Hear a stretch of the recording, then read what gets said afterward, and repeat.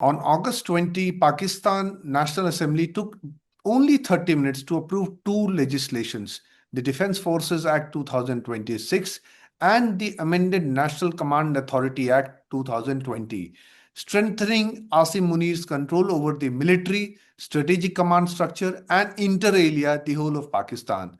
Munir now has the authority to hire, fire, and retire personnel, including senior generals within the armed forces, making him the center of power in Islamabad. Yet, as subsequent events prove, the perceived threat of an incarcerated Imran Khan continues to make Munir edgy.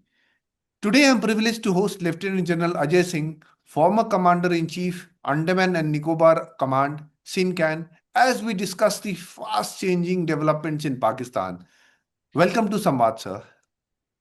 Thank you so much, Mayan. Thank you for having me on your show. Sir, it's nothing new school which exists in Pakistan and even experts outside, which says that these two acts, which I referred to, were needed to legalize the earlier 27th Amendment, which created the post of Chief of Defense Forces, and to which Munir was the first appointee. On a close reading, however, additional powers given to Munir show that he has grabbed the powers, and these powers are formidable. It means he can retire people at will, he can retire very senior corps commanders at will, and or give them an extension by centralizing power in an unprecedented manner. Is Munir displaying a deep insecurity? Because generally people do that, sir. Once they start feeling insecure, they try to centralize everything. Or paranoia by wanting to shut off any near future claimants to the throne in Pakistan. Mayan, I think you're right on both points. Any despot, when he assumes such positions, is insecure. There are two dimensions to this. One is of the individual himself, and the other is of the institution he represents. When every senior officer is retiring, or likely to retire, or coming up for retiring, they are aspirants who are in line. Now, they are your corps commanders in the case of Pakistan. Now, suddenly, if you get an extension, they are no more in line. So, they feel threatened. You need the crutches of these very people to exercise your power and your authority. So, therefore, on the surface, it seems a very simplistic explanation. But there is a far more deep-rooted explanation to this whole thing. And for that, I suggest we have to take a step back and look into the psyche of the Pakistan army. Because people have rightly said, we are all a result of our experiences, and we've been privileged by virtue of while we were in service, having served with Pakistan army officers over 2-3 years at different places, whether United Nations mission or a strategic course for a year or elsewhere. So we do get a fair amount of insight into how they think. And then you buttress it with whatever you know about them. It is rightly said that Pakistan is an army which has a country. We have seen in its in its history, for more than 30 years, they've been under military law. There are 3 prime ministers removed by martial law administrators. But the army learnt its lesson. Because it brings opprobrium internationally. When you get branded in the same category as North Korean dictator Kim, so then you do not want to be in that club. And if you can exercise the levers of power without being at the front. So after Musharraf's exit in 2008, they came to adopt the hybrid model. And I remember attending a course in London, a 1-year course at the Royal College of Defence Studies. We had a famous Pakistani author, and since it was Chatham House rules, I won't take his name. He'd published a book and he came to take a lecture. And we asked him a question. We were all in civil dress. So the first hand which went up, and I asked him the question, and naturally when you get up to ask, you have to say Brigadier Ajai Singh, Indian Army, or whatever. So his face fell a little. It was the first question, and he was under scrutiny with the international audience. And his answer was, he says, Brigadier, there is only one answer to your question. And I won't give you that pleasure. I will just say that in Pakistan, the army does not consider it expedient enough to share foreign and security policy with the Prime Minister. It was a very, very revealing thing to say. Suffice to say, one of the two Pakistani brigadiers with us then was from the ISI. And in the break, when he was signing his books, I was standing in the line to have mine autographed. They came from behind and they just told him, सबके सामने बोलने की क्या जरूरत थी? And the guy was shivering with fright. So when I tell you it's not a loose statement, when I say it's an army which has a nation.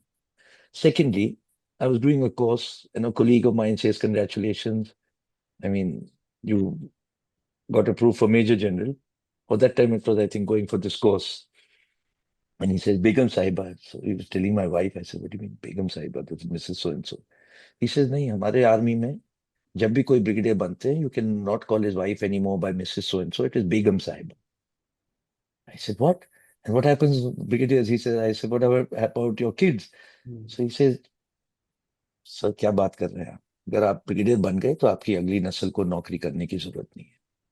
So I said, अगर major general, sir क्या बात करते हैं? फिर अगली 3 पीढ़ियों को नौकरी करने की जरूरत. And I said, what about lieutenant general? माशाल्लाह सर, क्या बोल रहे हैं आप? अगर आप लेफ्टिनेंट जनरल बन गए पाकिस्तान आर्मी में तो अगली 7 पीढ़ियों को नौकरी करने की जरूरत नहीं है. But what does this reveal? When we became independent, we chose our own paths. India, universal adult franchise, equality in the eyes of law, secular country, everyone is equal. We had the Land Ceiling Act. We abolished the Privy Purses. We had the Land Ceiling Act, which limited large land holdings. Pakistan continued to maintain, we nationalized our banks. This was all part of the, people may say it was a little secular agenda or little whatever, socialist agenda. It was what we was as part of our growth in our country. They remained feudal. There was a nice article I was reading in the 60s. A research was done. There were 22 families which controlled 87% of Pakistan banking and I think some 60% of their land. So it remained a feudal society. And then like that feudal society, those families had to propagate and preserve their predominance and their primacy in economic affairs and in the country.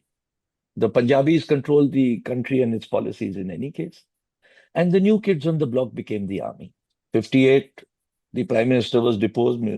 Iskandar Mirza only called the army chief to take over and then he deposed him as well. So thereafter, it's a matter of history. But the fact is, will anyone give up that type of power? They need the Kashmir bogey and animosity with India to remain in power. Secondly, I remember one person asked me when we were together, sir, बुरा नहीं माने तो एक सवाल पूछे. से पूछे, sir आपके नेता लोग जब पैसे बनाते हैं तो कहाँ लेके जाते हैं? I said, beg your pardon. And this is the ISI guy asking, again, no names. I said, beg your pardon? He said, नहीं नहीं नहीं. I said, आपके कहाँ ले जाते हैं? अमेरिका में, इंग्लैंड में. I said, माफ करना. Our people don't vote with our feet. We have trust and faith in our country and our economy. Firstly, I don't know of people who made money on this nature. We have a democracy. People get voted in, voted out. There are checks and balances. And while we were, one day the train was down, so we were driving down together and whatever. A large number of us in, coming together by road and they point out to each other, वो मुशर्रफ साहब का घर है. And I don't even want to go down that road, but the army power is absolute. And their survival instincts. Now, it is a club which has to continue to propagate. There are new entrants coming in, newly commissioned. There are old people falling off the cliff. They are becoming chairman of this foundation, that army foundation. It runs its economy. So it's a self-propagating machine. Now, in that self-propagating machine, you suddenly have someone called Asim Munir, who has decided he will extend his tenure or who will become chief of defense staff. So that same machine may have problems in his own governance. So how do you control that? You give him absolute powers by saying that you can hire and fire anyone. The corps commander who was to retire at 58 or 60 years of age, he can give him extension. So now everyone is sweating, कि मुझे extension, I have to remain in the good books. If I have to remain in the good books, I'm no more a threat to Asim Munir. See, the same person who before he got his extension and became the chief, his children and wife are getting American passports. The Americans like to deal with dictators and they get more pleasure out of it and they don't have to waste their time about democracies. But the fact is that is where monies are parked. The greatest leverage America has over Pakistan is if he stops giving visas or cancels the visas given to the senior army people of Pakistan. Their whole families and money is stashed in America, in London too, as per their own admission and whatever or other readings. So when you say this act is passed, the politician has no choice in the matter. The Sharif family has to continue. Nawaz Sharif became whatever reason, so his brother adopted the mantle for continuance of that feudal family. How is it that in such a male chauvinistic feudalistic society, two ladies have come up? They're only because they were the daughters of the family who had to consolidate and propagate. And that's why you saw Miss Bhutto coming up or Maryam Sharif coming up. Then tomorrow you may quote Malia Lodi, but if you do your research, she was from a middle class background and married to a middle class person. And in her initial writings, she spoke against this feudal system. And the last point I'll leave here, I'll be happy to discuss further. See, if you have a problem, you go to a doctor. If I have a heart problem, I'll go to a heart specialist. I will not go to an army man, na? कि यार तू मेरा दोस्त है, तू किसी doctor को जानता है तो पकड़ ले. If Pakistan is going through an economic crisis today, its GDP to debt ratio is 74 to 75%. It is ensnared in loans and the debt trap that it is in of its own making. And what is the debt trap of its own making? I think the primary reason is the psyche of the creation of the country, created by someone called Jinnah, who was a Shia. He liked his whiskey, he liked his pork. Father of the nation.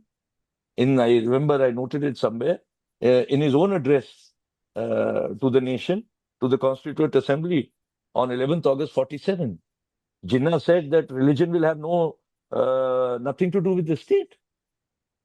And when he died, you are aware of the burial controversy. He was a Shia. His sister wanted to bury him, Fatima Jinnah wanted to bury him as per Namaz-e-Janaza, and she was forced to read it inside the house. And outside he was buried like a Sunni in state procession. And then when she herself, 70 years old, when the military dictator was there, Ayub Khan, he told the nation that she died in her sleep. And the two people appointed to give her snan, they said there were stab wounds and blood all over.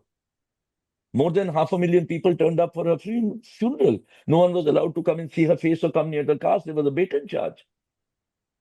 Then she was buried somewhere else, and it was nearly a civil war on the streets, and she was finally buried there. And who was it? It was Nehru, your father of the nation and mother of the nation, Fatima Jinnah. And I think it was Nehru in 1960 who visited Karachi and he said, I want to see the grave of Jinnah. And everyone was in a turmoil because he was in an unmarked sort of land with a tarpaulin over it. And he said, the man who never permitted a speck of dust on his suit is buried in this manner. And that is when Pakistan started organizing the Mazar-e-Qaid, and his sister had to be buried at the Mazar-e-Qaid because of public revolt. So this duplicitous nature, if Muslims cannot live in India, the two-nation theory itself is flawed. So in the psyche of Pakistan, two-nation theory is okay. Indian experiment must fail, but the Indian experiment has succeeded. So then why was Pakistan created? So उनका तो creation में ही दरार है. Secondly, if it is only Sunnis who will rule the state, did you know that there was a court case for the will of Jinnah? His sister Fatima had to file a court case. And finally, after filing it, Jinnah died in 60. The court case affidavit in Singh, it was only in 1967, I think, when the court passed an order to execute the will, because in the court order, she had said he's a Shia Khofa Muhammadin. In 76, the court passed this order, Sindh High Court. And in 1984, the decision was reversed to say, no, he's a Sunni. Because they cannot acknowledge that the father of the nation was Shia because they're having problems with Shias. They're having problem with Baloch. They're having problem with Pashtuns. The Durand line is the problem. So they have many fault lines. Now you're papering over, you killed in cold blood Muhammad Mukti. So the catch is that you are glossing over these fault lines. Now the army thinks it's this governor. I did my PhD in China-Pak Economic Corridor. Though people who interacted with Karachi Chambers of Commerce, I was speaking to some of them. You went and had such a major project with China, and the parliament and the parliamentarians were not even informed about the terms of the China-Pak Economic Corridor. Today, you have given 98% plant load factor assurance. कि बिजली produce होगी या नहीं होगी, we will pay you for 98%. And who will pay you? The government of Pakistan. When your billing is less than 40%, there's electricity theft which is rampant. Aren't you getting ensnared into a debt trap? And it is not soft loans by Bank of China. Many of them are 37% commercial loans. So there is major economic problem. Now, who will solve that economic problem? Should it be an economist or should it be a friend of the army chap who decides? So if the army decides that it's a jack of all trades, it can solve all problems. But like I said, the army has to be in power. The army has to continue its primacy. And the young officer of the army joining, thinking I'll also be a lieutenant general, so 7 generations don't have to work after me. Or if I become a major general, 3 generations after me. Now, that is his motivation to be part of this whole edifice. So for this whole edifice to continue, you need a bogey that is India. Now, our country has done some wonderful things. After Op Sindhu, blood and water should not flow together. All right, we are taking a rightful share of the Indus Water Treaty, which has been now held in abeyance, and I'm glad that someone has had the courage to do this. Now, they are wanting to hit out. Why is this? You asked me before this about these planes which have suddenly come, Chinese planes from Turkey which have landed. I assure you, these Pakistani army officers take themselves very seriously. After the course, they said, sir, so now you're going to be posted to your National Security Council? And I didn't answer. I said, yeah, we get our postings when we get back. Even our chiefs are not members of the National Security Council. They are invitees. But in their case, the National Security Council is the army of the army, by the army, for the army. See? So and this scheming of theirs which constantly goes on. Now, how to consolidate power, how to remain in power, how to use the ISI for making sure this hybrid model continues successfully. This premises on 2 things. It premises on keeping alive the Kashmir bogey. But they saw the penalty of doing that in Pahalgam. I mean, they got an adequate and a befitting reply in Sindoor. So now, these guys who are working behind the scenes like they always do, they are always thinking out of the box. And what has landed with those long-range vectors, they must be trying, they are smarting. They got divided in 2 in 71, East Pakistan became independent. For what? It was Yahya Khan's brutal regime. The genocide they were doing on Bangladeshi. The Bangladesh army officer with us, naval officer, refused to talk. He says, sir, please don't talk to me in front of them. We hate these people. And yet we saw after the regime change in Bangladesh, the first people to land up were the ISI and the generals to try and engage with their army again. So it's like that kutte ki dum. Saap ko doodh doge, he will come to bite you. Their nature will not change because firstly, the creation of the country was flawed and it is premised on the army continuing its primacy. To continue its primacy, it needs the anti-India card, otherwise the people will ask. Tomorrow, if the army gets slighted, या उनकी जैसे what they say, मर्दानगी gets challenged, then the contract or the construct which permits its army to have a country will get broken. So in their psyche, all their books they've written, the Islamic way of fighting and all those, bear trap. So in their contract, it's the army is undefeatable. And suddenly Sindoor has rubbed its nose in the ground and showed them who's undefeatable and who's not. So now revenge has to be taken. So they've gone running to Papa China. They're getting into bed with Erdogan in Turkey. But they are also aware they want somehow the Indus Water Treaty to be revived because that Mardangi has got challenged by someone who's saying rightly that you cannot have blood and water flowing together. I think no better way to put it. So therefore, they are desperate. They're looking for an issue to come back to that formulation. There is resentment building up amongst their own fault lines. It's like someone laughingly said, just leave them to their own antics and they will do what themselves, what India or anyone else cannot do. Many of our leaders, our political leaders have said, look, we wish you well. We are neighboring countries. Let's grow together. But it cannot be that terrorism is sponsored in our country and whatever. You understand what I'm saying? So these are those fault lines which are causing, and this act which has got passed is just one layer in this whole edifice. It doesn't happen by itself. It is consolidation of power because you've given unto yourself those extreme powers. We are trying to do theaterization for the last 6, 7 years. It was the charter of the CDS. Opposite us, China is theaterized. Air Force, you are aware of their arguments against theaterization. If you were convinced you can't divide your assets, why do you have 7 geographic air commands? Should those collapse? So and overnight, Pakistan has theaterized. Only thing is, what we were doing was we were theaterizing as per regions, they've theaterized as the whole country. So it is consolidation of power, yes. It is to make sure that you have a system in place, that legal system in the new hybrid model, a system in place to make sure that your juniors their disgruntlement cannot get articulated. And then you continue your propagation and your legacy, which is an institutional system you have built. You permit the prime minister to be the front face and govern till such time it is convenient for you. He's the head of his Sharif family. He is the nominated one. We saw it in some movie recently. And he's the nominated one who has to represent his family, and therefore his policies or what the army permits him to do must continue that part कि हम देश संभालेंगे तुम अपना परिवार और अपना business संभालो. And they are a country where if you don't look at the GDP or the per capita income, look at the divide between those rich feudal families and the poor ones. It's extreme. We've seen it in so many reportings. So whether it is the economic divide, whether it is the sectarian fault lines, whether there are issues of economy, you have to, immaterial where your country is going, you need money. So you go to Saudi Arabia and you have a pact. You need deferral of the CPEC payments, which China didn't agree. So you listen to anything America says, including giving the president's son the cyber rights of whatever you are doing in your cyber currency domain.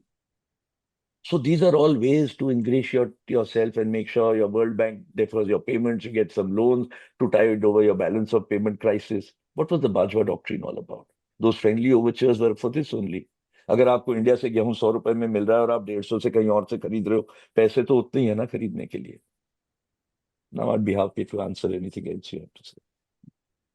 Sir, but we have seen. I mean, we can go on this, but I know, sir. I know, sir. But we have seen this tendency that the politicians always trying to please the generals. Sharif is the latest one, Shahbaz. Nawaz has done that in the past, Benazir Bhutto, all of them.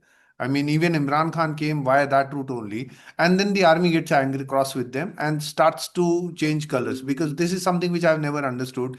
Because as it is, they are acting as slaves to the masters in the army. Now, Musin Naqvi, just not even a month ago, he has started with his statement that governance has collapsed in Pakistan, and the country is no longer capable of addressing its mounting political and economic challenges, and he's himself a part of the government. So all this and this act. So do you see that it's some kind of a formal takeover, a soft coup that Munir, because he's no longer, he already is the he's governing the country as it is. He is attending the disaster management courses. He's telling people how to handle disaster. He's handling the economy as it is. He's doing it. But do you see an actually a coup in the making that he could be? I mean, Sharif could be on his way out. I mean, we have seen this in our nauseum in the past. So is this the next chapter? And this civil military hybrid, is this completely over this time around? This hybrid system they had? Mayank, I think the army needs the hybrid system in place. But like I said, the reality to my mind seemed that they have permitted a government to come in power. Imran Khan, despite being a Pathan, was a very popular face. His cricket popularity, his I would say, working for the cancer hospital. He was not making money for feudal families like many of the others. His popularity was a little more cross spectrum. And when he came out of the own and started becoming a prime minister of his own, it was a threat to the army's system propagating. And therefore, he had to go, especially on a trumped up that we all know, the telegram, how did you have classified documents, this, that. Now, in this hybrid model, it suits the army to have a front face. We know the front face is a facade. Now, all right, Nawaz Sharif or the Sharif family is continuing with its business empire. under this guise and suitable policies. But in his party, there are a whole lot of other people. Some of them have articulated exactly what you've said. So what happens? Someone says something, the ISI gets busy. बच्चे कहाँ हैं इसके parents कहाँ हैं थोड़ा even if he's not a businessman pressure tactics come you'll make him shut up but that shutting up is not removing all those fault lines I spoke to you about. So if someone says this system is going to collapse, who will replace that system? Will you get an army man to do your heart surgery? And especially आपको करनी है heart surgery और आप पैसे खर्च कर रहे हो defense पे? Somewhere that bubble will burst, na? How much money will you keep getting to provide a nuclear umbrella to Saudi Arabia or Turkey? And is that nuclear umbrella worth the paper it's written on? Can it ever be exercised? And like they say, fight the just fight or fight the good fight. Is the good fight what they are hankering for? So, consolidation of power in a hybrid system and shutting up these little voices of dissent, that may be the currency of the day, but it doesn't solve the problem of the day. Till someone actually sits back and realizes General Bajwa was the army chief when he propounded the Bajwa doctrine. It didn't go down well because what happens is in this balancing act, if you suddenly normalize relations with India, then your own people will ask, why do we need army as such a prima donna in a position of preeminence? And then the prime minister will become more of a prime minister. And then the economics will be governed more by the economic ministry and people of economic awareness rather than army generals who are heading all foundations, agriculture foundation, fertilizer foundation, logistic foundation. Those are just sops to give the generals after they retire. ये लो वो 7 पीढ़ी को नौकरी कैसे मिलती है पैसा कैसे मिलता है या 3 पीढ़ी को या 1 पीढ़ी को. Now they suddenly said we need to have agriculture. So 40,000 acres of land is given by the army to itself to do agriculture for the country. Sir, how does the civilian fit into all this? Because we can understand the civilian politicians bowing down to the army generals. Mayank, often abroad, one has spoken to taxi drivers who are from Pakistan, people who are from Afghanistan, if you go to Europe or London or wherever. How does the civilian piss raha hai? There's nothing he can do. The resentment is building up. There are a lot of people who believe that Imran Khan coming out will help. Why have these 3 companies been told for the defense of Rawalpindi or for the assistance? And I think it was nice, the word which they used, I was reading it somewhere, that what they said was to control any undesirable situation. 3 companies, fear of potential uprising or backlash. So either Imran Khan is not well. Supreme Court passed an order that he will go to that Shifa hospital. They didn't take him to Shifa hospital. They said his supporters could have been in trouble en route. अरे सारी जगह तो आप helicopter में उठा के ले जाते हैं लोगों को. Adiala jail से you could send him to Shifa hospital. You sent him to a government hospital, sent him back. Adiala jail is also there only, no? So when this resentment builds up over a time, then वो सरफरोशी की तमन्ना वाली बात है. Then people just couldn't care less. How did they control those street mobs which came out? They were ladies. We talk of human rights. Those ladies were actually caught and raped in police stations so that message of fear goes and the ladies get removed from the protests. Because if it is gents only, then you can use different methods, even if someone's taking a video phone or video of it. So that's my take on the subject. Sir, the very, very important question for us, because whenever there is some trouble in Pakistan, there are plenty of troubles. He might be the biggest peacemaker, the favorite field general, Mecca agreement with Saudi Arabia, Turkey, and now reports that Bangladesh willing to join that agreement. Everything all hunky-dory outside, but inside hell seems to have broken loose. Balochistan, Kashmir, Pakistan occupied Kashmir, Khyber Pakhtunkhwa. The trouble always falls on India. So how should India be reading these signals coming out of Rawalpindi? Because it's very important for us to read these signals. I think what the government is doing, we are doing very well. Leave them to their mischief. Be prepared at all times. That's why even the Prime Minister said Op Sindoor is continuing. It's not finished. Secondly, they are also aware of the disgruntlement building up. But they have no solution to it. The solution to it is address the economy. If I was to address the economy, I have to reduce defense spending. But like I said, the moment the Indian bogey reduces in intensity, your own relevance reduces. So they are using the country to maintain their edifice and their relevance. At the cost of whom? At the cost of the common man. आम आदमी तो बहुत पिस रहा है इस सब में. जो रिच फैमिलीज हैं, लाइक दैट गाय सेड, वो तो अपना पैसा लेके बाहर निकाल के निकल रहे हैं, बच्चे उनके बाहर पढ़ रहे हैं. It is literally like voting with your feet. They permit dual citizenship. Most of the senior generals have a second passport elsewhere. The moment Pakistan implodes, we will go abroad. So, I mean, it is something we are seeing happening across. And I think, despite all the militancy they were stoking in Kashmir, people did get brainwashed to some extent till they saw on the other side what is happening. And aankhein khuli logon ki. We don't want to be part of that.